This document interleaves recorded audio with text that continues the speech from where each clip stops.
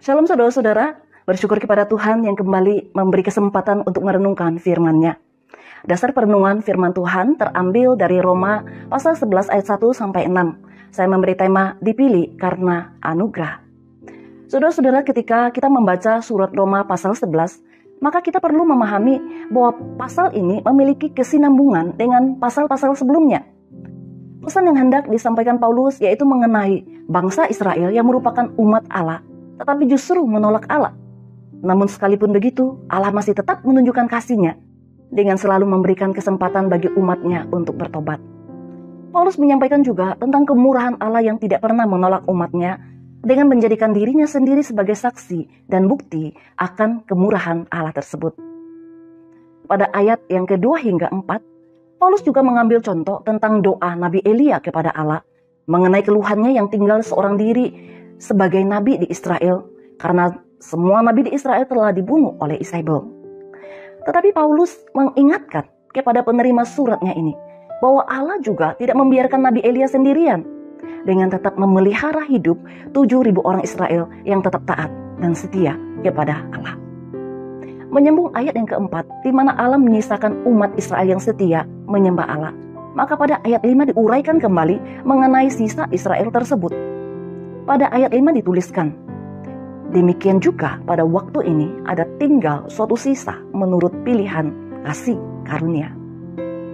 Saudara-saudara, kalimat ini untuk memberitahukan kepada jemaat di Roma bahwa saat ini pun tetap ada orang-orang yang setia dan menyembah kepada Allah sama seperti saat Allah menyisakan 7.000 orang yang setia dan menyembah Allah pada masa Elia.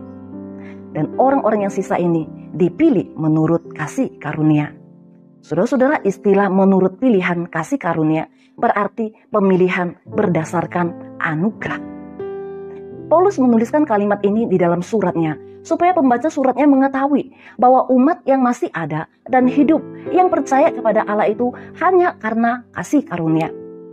Dan saudara-saudara perhatikan juga ayat 6 dituliskan perlawanan kata antara kasih karunia dengan perbuatan, untuk mengingatkan dan menyadarkan kepada umat yang sisa bahwa kalau mereka tetap setia kepada Allah itu bukan karena perbuatan mereka, tetapi karena kasih karunia Allah, sehingga mereka dapat tetap setia dan menyembah Allah. Bapak Ibu saudara dikasih oleh Tuhan, dewasa ini bukankah kita mendapati ada banyak orang Kristen yang tidak lagi menghargai anugerah yang Allah berikan?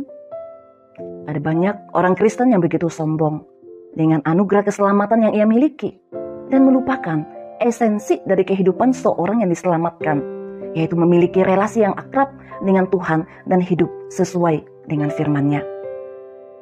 Kita harus sadar bahwa saat kita menjadi umat Allah itu semata-mata karena kasih karunia Tuhan, bukan karena kekuatan kita, saudara. Pendeta Ramyati Tanujaya pernah mengubah sebuah lagu kontemporer yang berjudul Semua Karena Anugerahnya. Saudara, dari syairnya, lagu ini hendak mengajak kita untuk tidak berbangga diri dengan kemampuan, kekayaan, kecakapan, dan bahkan segala jeri lelah kita. Sebaliknya, kita harus sadar bahwa anugerah Allah sajalah yang membuat kita dipilih, dipakai, dan termasuk diselamatkan. Saudara-saudara, prinsip bahwa semua karena anugerah Tuhan sebenarnya boleh dikatakan telah diformulasikan dengan baik oleh Paulus di dalam kitab Roma. Saudara-saudara dikasihi, apakah kita menyadari akan anugerah Tuhan sampai saat ini di dalam kehidupan kita?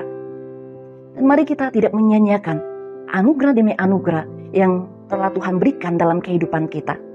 Kiranya kita meresponi anugerah Allah yang besar itu dengan memberikan hidup kita agar dipakainya bagi kemuliaannya dan menjadi berkat bagi orang lain. Saudara-saudara, kiranya melalui perenungan ini dapat kembali mengingatkan setiap kita bahwa kita dipilih hanya karena anugerah Tuhan. Janganlah lupa untuk menghargai anugerah Allah yang besar dengan mewujudkannya dalam kehidupan sehari-hari. Mari kita berdiam diri untuk berdoa di hadapan Tuhan. Bapa di surga, kami bersyukur hari ini kami boleh menjadi bagian orang-orang yang diselamatkan semata-mata karena belas kasih dan anugerah-Mu. Tuntun dan bimbing kami agar kami boleh hidup seturut kehendak-Mu. Hanya dalam nama Tuhan Yesus kami berdoa. Amin.